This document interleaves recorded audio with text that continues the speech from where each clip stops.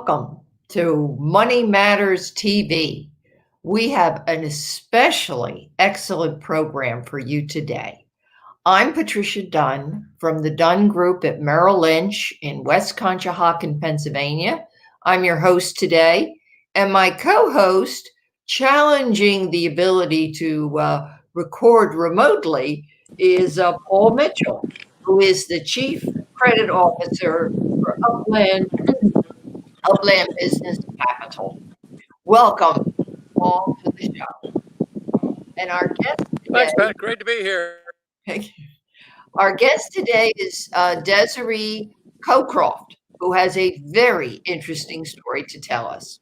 But Paul and I both having financial backgrounds, we thought we'd start the program by discussing a topic that's on every investor, every banker's mind right now, and that is interest rates.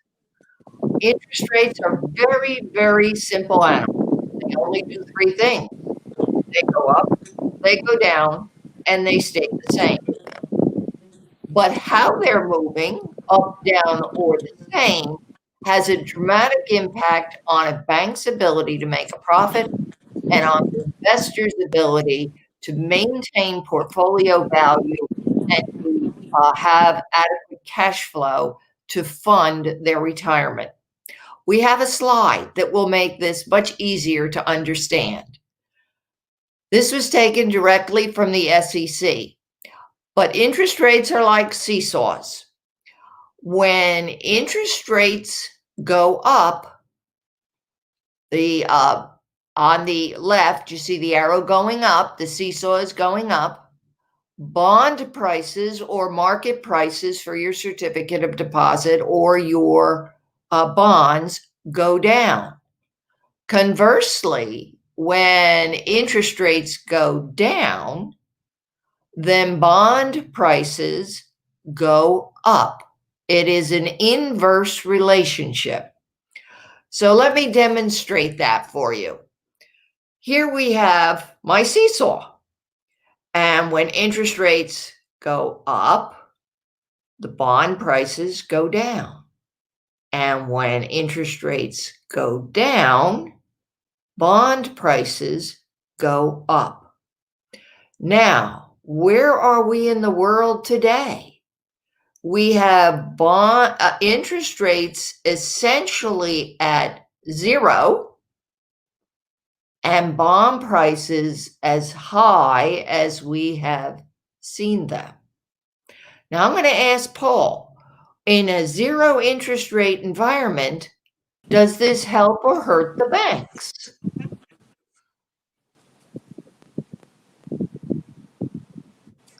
Well, we seem to be challenged there. I don't think Paul can hear me.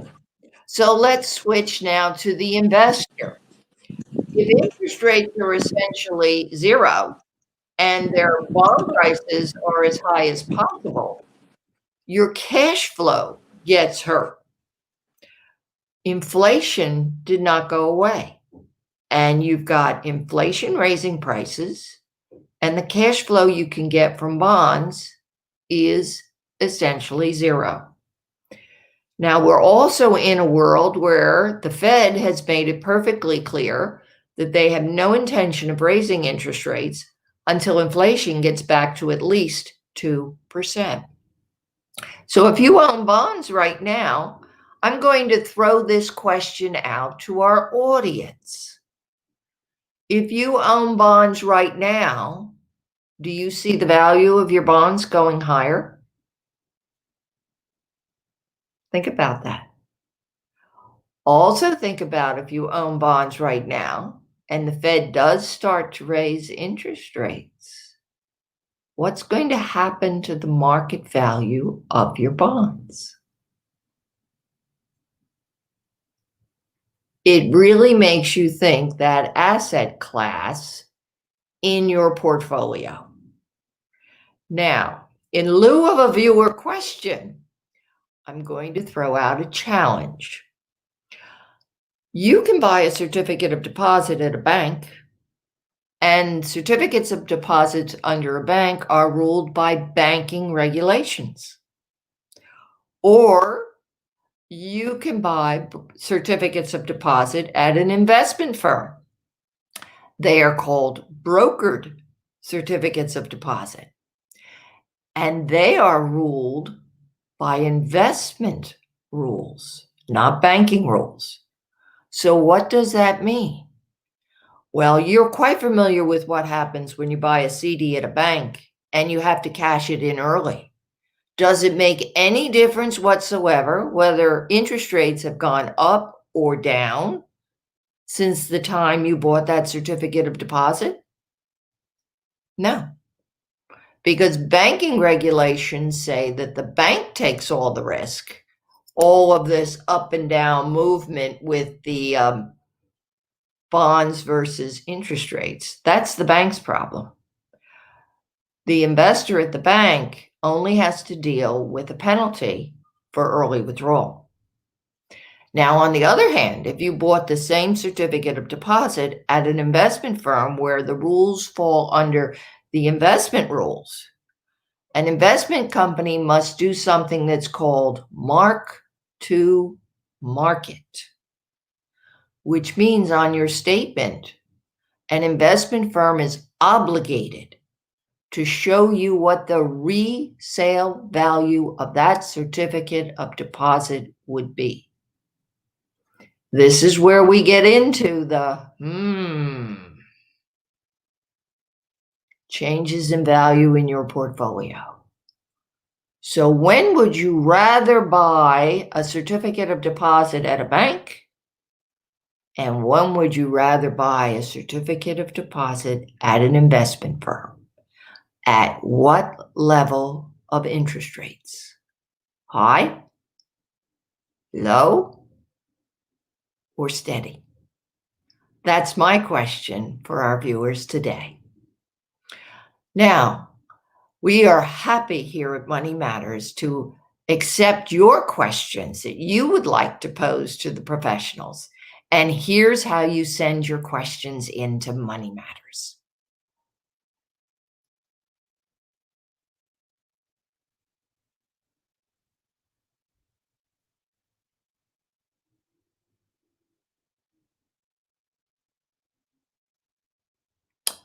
Welcome back. I'm so glad to see you. We're now turning the program over to our very interesting guest, Desiree Cocroft, who is an MBA professional, and she also has her own company called Destination Life, LLC. Welcome, Desiree. Hi, Pat. So glad to be here. Thank you. Our audience would very much like to hear just what is your story? So, yeah, I am from Milwaukee, Wisconsin. I'm a Midwesterner. And most of my MBA work has actually been doing a lot of business matters in nonprofit. So, I started a nonprofit in 2004, and it's a nonprofit dance company that's been around doing a lot of work in the community, in the arts. As well as in development of girls and women around women empowerment, social justice, as well as motivation in the city of Milwaukee. And so that is the work that I do there, and that's what I've done for a long time. And in addition to that work, I also worked full time in a lot of different nonprofits, mostly in education and colleges. So I was a college advisor. I managed a financial literacy program for high school students where I worked with a lot of financial institutions and helped to train those financial professionals into going into high schools and teaching students about credit. What does that mean, right? Credit and balancing a checkbook when people still use checkbooks. So that is something that I did over the years, doing a lot of work in nonprofit, mostly with high school and college students. And then, for a while doing financial literacy for high school students and training those professionals to deliver curriculum to those students, as well as ran my own nonprofit organization that I'm no longer running. It still exists. I'm the board treasurer right now. And since then, I've actually transitioned to doing a lot of work with entrepreneurs through my business Destination Life. And I also still work full time. I work for Franklin Covey, doing a lot of leadership development work specifically in their education division as a coach. Well, Desiree, you speak right to my heart because Ah, as you could see from my little demonstration here regarding interest rates, financial literacy is an absolute passion of mine. yes. I also know that you have a very interesting financial freedom story that you paid off $83,000 worth of debt in just 8 years, which is amazing. Yeah, thank you. Care to share some more about that with us? Yeah, absolutely. So I most of the debt was credit card debt, as most Americans, right? Credit card debt and school loan debt. And for years, it was just this thought that I had that I would always have this debt on me and it would never kind of go away. And so I operated as such, paying the minimum balance and then sometimes deferring my school loans because just the thought of it being there and not being something that was um, being able to be paid off, I just kind of let it go. And so a friend of mine, she was really into financial literacy at the time. And she actually had gotten certified to do work around Dave Ramsey's work in financial literacy. And so, she gave me one of his books and I started reading up on financial literacy. And so decided to pay off my credit cards and my school debt. And I was actually, only making, a very low amount. I was working in education. So it's not like at the time I was making six figures, but whatever I did have, I did a lot more than the minimum.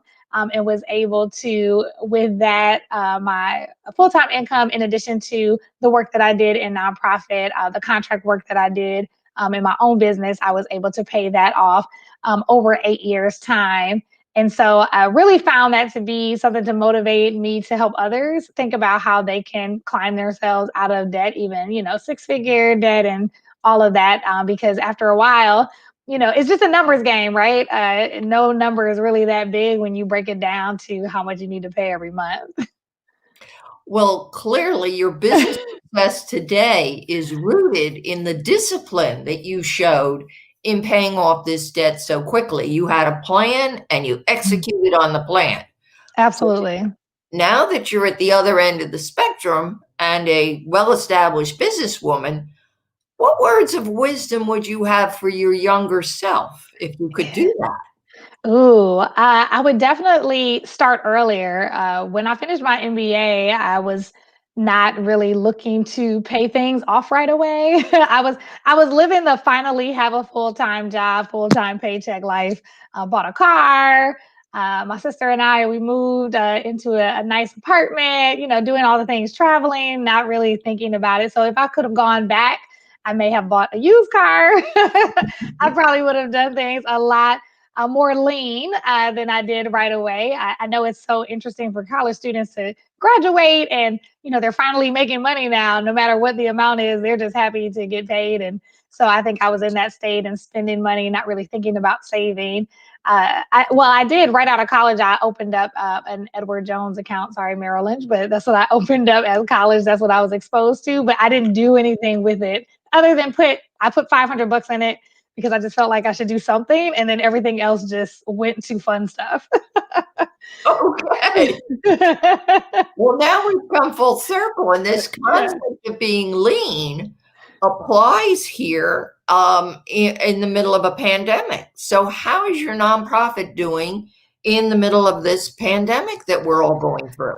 Yeah, being very lean. So we are a service-based nonprofit. We serve a lot of schools and organizations in dance classes. So we teach the arts in schools. And so now that we're not able to be in schools, we've been doing a lot of virtual training.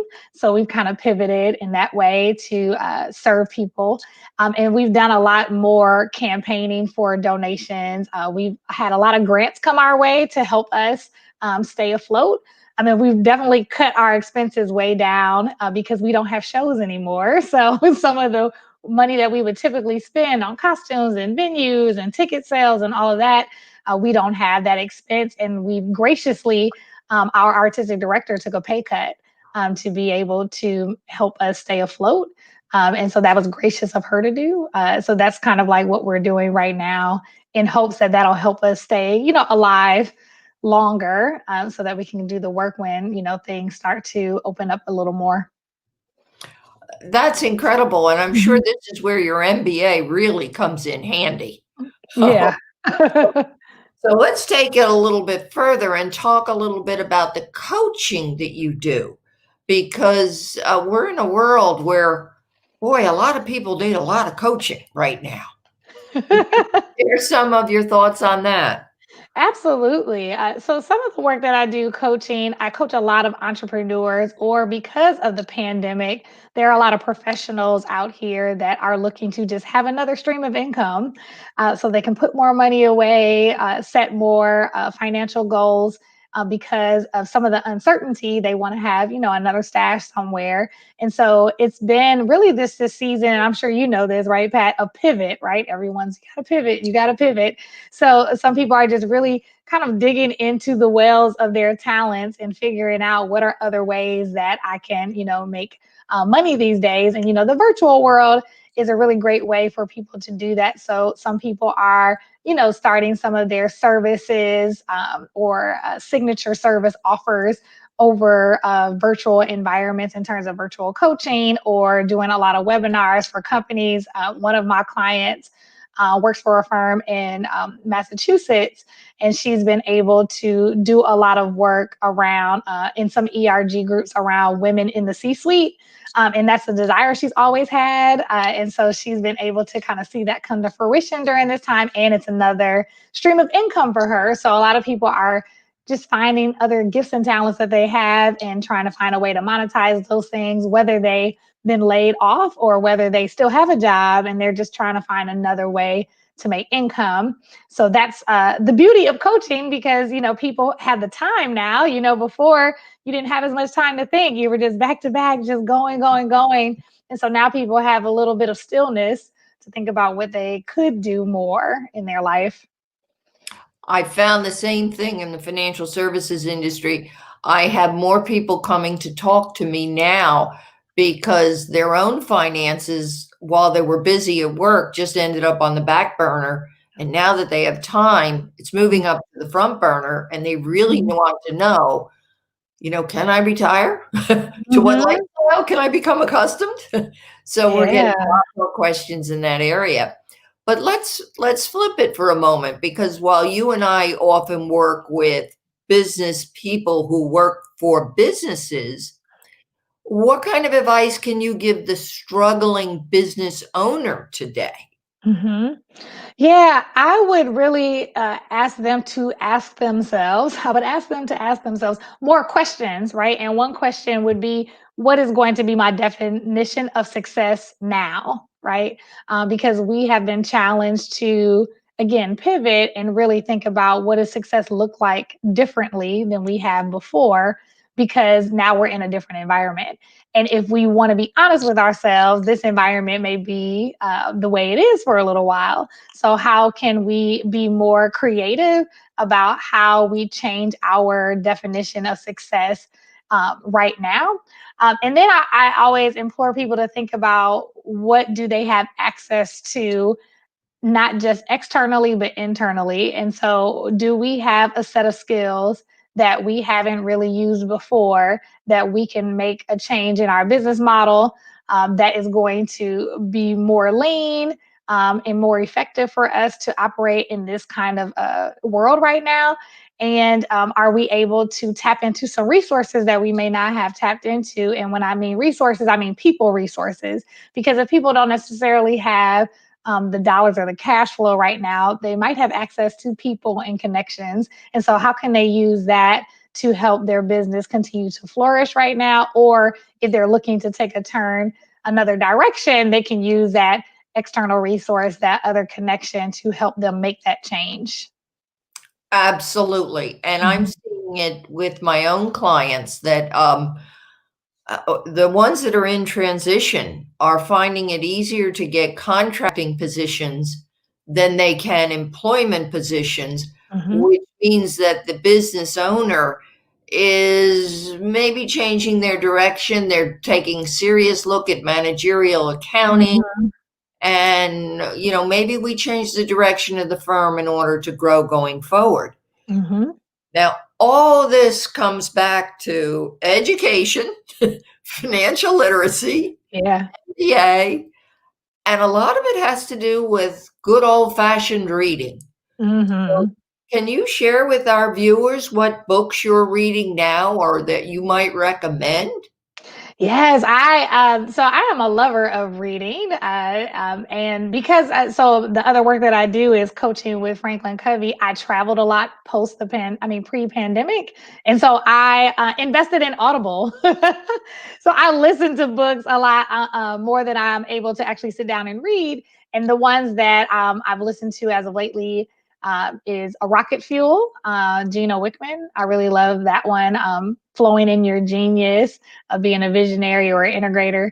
A really good one for entrepreneurs or people that have businesses and they're changing their business model, just wanting to see where people fit that they have. Really good one. And then Quantum Leap Strategy is a good one by Pritchard. That's a good one. Price Pritchford. Yeah, exactly. I really love that one. And it's more of on the motivational side of things, but it is really about that CEO mindset or that mindset of, doubting your limitations versus doubting what you have the ability to do. And so that one has been one on my docket as well. So, rocket fuel, that sounds Yeah. exciting. Oh, that's a good one. And what was that last one that you It's mentioned? Quantum Leap Strategy. So Quantum Quantum Leap. leap strategy. Yep. Mhm. All right. Well, Yeah. I'm sure our business owners and even our executives and professionals will like to pick up on some of these books. But Mhm. Absolutely. one thing that has absolutely captivated me with your yourself and your company, Desiree, is your boundless energy. I wish I could tap it I should bottle it. and bottle it. I'd make a fortune. Well, maybe you could share with our viewers a defining moment in your life. Mhm. Yeah, so many, right? Life gives us so many opportunities to look and kind of decide what we want to do differently. One was actually last year. I had two loved ones pass away. One was my grandmother. She was 90. She passed away. And then 3 weeks later, my cousin, who was only 40, died in a car accident. Oh. And so it was so unexpected. And it actually made me, death has a way of making you think about life and how you're spending your time. And so it was a defining moment for me because I wanted to really spend more time growing my coaching business as a result of those two instances, because that is what gives me energy. It makes me happy to see people doing the thing that they love doing and actually making money from it. And then I also just love to see people doing the thing that they thought they didn't have the ability to do, whether that was meeting a revenue goal or just stepping out and launching a new product or service. And so I really enjoy seeing people do that, and specifically women, because most of the work I do is with women entrepreneurs. That's awesome. Mhm. And certainly all of our viewers hopefully haven't had deaths, certainly haven't had deaths of young people like your cousin Mhm. at 40. Mhm. But I think this pandemic has made everybody sit back and reevaluate things. So we're all right there with you, Desiree. What are some coaching questions that business leaders should ask themselves as we move into the last quarter of 2020? Yes, great question. And my number one is, what are you afraid of? What are you afraid of? I think really unearths things that we have been doubting about our ability to do. And so I think if we think about what am I afraid of, that's the number one question, because I think it will reveal what you truly desire because you're thinking about what you're afraid of. The other question I would ask, which is a series of the same word, is why, why. So if we ask ourselves why we want to do something, uh, more than once, right? And really answer all of those whys, it'll really help us get to the root of why we desire to do a thing. And so when people are defining success in this last quarter, My question to offer would be, what does success look like in this quarter? And then ask themselves why and why and why 5 times so they can get a sense of why they actually want that to be their definition. I couldn't agree more. And Mhm. I've been trying to grasp this concept of holding on to what works, Mm, letting go of what doesn't work, exploring options, and moving on. I love And it. you just said the same thing with what defines success, why, why, why, why. It's the Mhm, same thing. And I mhm. think all of our viewers would benefit from that. So, Desiree, you are fantastic, and I have Oh, so enjoyed having you on this show, and I'm sure our viewers have too. And what was that again? It was rocket fuel yeah, rocket fuel and the quantum leap strategy. and the quantum leap strategy. I think everyone's gonna run right out and hit Amazon as we speak and pick those 2 books up. Yes. So I'd like to take a moment now to talk about our next guest coming up on the show, who, like Desiree, is going to be a very, very interesting person to interview. His name is Christopher Malaro, and Christopher Malaro is a CEO of a company named NeuroFlow. Now, NeuroFlow promotes behavioral health care. Let's think about that for a moment. Behavioral health care. And now we find ourselves in the middle of a pandemic where behavioral health care is right at the forefront. A good person to interview. Now, specifically, his company offers real time technology that optimizes mental wellness and performance through monitoring, positive reinforcement, and targeted guidance. I think we all should think about signing up for this program of Money Matters TV, which is due up shortly. So I want to thank my co host, who was certainly remotely taping challenged, Paul Mitchell, and I'm sure I'll see him with me on this show again in the very near future. Our guest, Desiree Cocroft of Destination Life LLC, with excellent advice, whether you're an executive or a business owner, as well as some real good tools to help you through these tough times and figure out what your definition of success is. And for now, I'd like to say thank you for joining us. And remember, your money matters.